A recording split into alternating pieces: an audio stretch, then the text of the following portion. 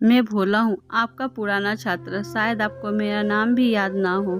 कोई बात नहीं, हम जैसों को कोई क्या याद रखेगा। मुझे आपसे कुछ कहना है। सो ये चिट्ठी डाक बाबू से लिखवा रहा हूँ। मास्टर जी, 6 साल का था जब मेरे पिताजी ने आपके स्कूल में मेरा दाखिला कराया था। उनका कहना था कि सरकारी स्कूल जाऊंगा तो पढ़ना लिखना सीख जाऊंगा और बड़ा होके मुझे उनकी तरह मजदूरी नहीं करनी पड़ेगी। 2 वक्त की रोटी के लिए तपते शरीर में दिन रात काम नहीं करना पड़ेगा। अगर मैं पढ़ लिख जाऊं तो इतना कमा पाऊंगा कि मेरे बच्चे कभी भूखे पेट नहीं सोएंगे। पिताजी ने कुछ ज़्यादा तो नहीं सोचा था मास्टर जी। कोई गाड़ी बंगले का सपना तो नहीं देखा था। वो तो बस इतना चाहते थे कि उनका बेटा पढ़ लिख कर बस इतना कमा ले कि अपना और अपने परिवार का पेट भर सके और उसे उस दरिद्रता का सामना ना करना पड़े जो उन्होंने आजीवन देखी। पर पता है मास्टर जी, मैं उनका सपना तोड़ दिया। आज मैं उन्हीं की तरह मजदूरी करता हूँ। मेरे बच्चे कई कई दिन खाए बिना खाए सो जाते हैं। मैं भी गरीब हूँ, अपने पिता से भी ज़्यादा। शायद आप सोच रहे हो कि ये सब बात मैं आपको क्यों बता रहा हूँ, क्योंकि आज मैं जो भी हूँ उसके लिए आप जिम्मेदार हैं। मैं स्कूल जाता था, वहाँ आना मुझे अच्छा लगता था।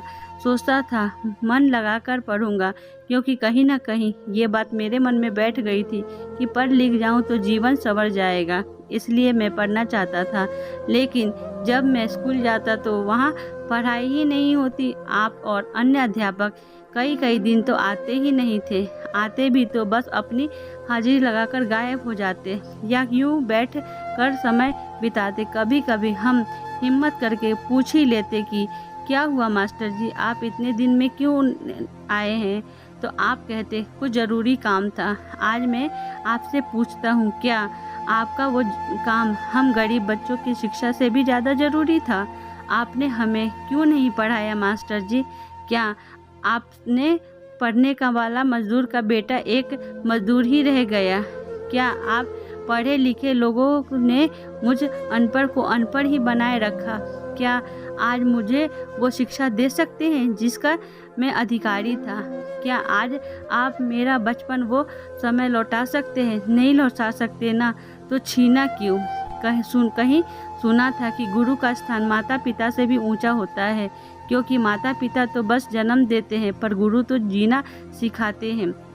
आपसे हाथ जोड़कर निवेदन है, बच्चों को जीना सिखाइए। उनके पास आपके अलावा और कोई उम्मीद नहीं है। उस उम्मीद को मत तोड़िए। आपके हाथ में सैकड़ों बच्चे का भविष्य है, उसे अंधकार में मत डुबोइए।